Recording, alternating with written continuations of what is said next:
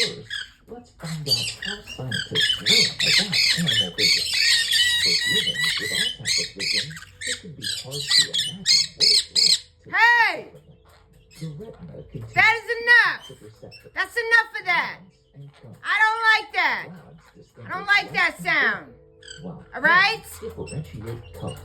Just looking Don't at look at clouds me and like cones that, under like a you microscope crazy. Can tell you whether an animal sees Don't talk color. back. Brain scans can also reveal whether an No. animal reacts to colors.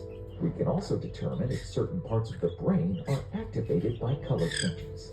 Of course, we can't say exactly how animals see. Our knowledge is based on various studies, and such diversity can sometimes be hard to grasp. For instance, we don't truly know what it's like to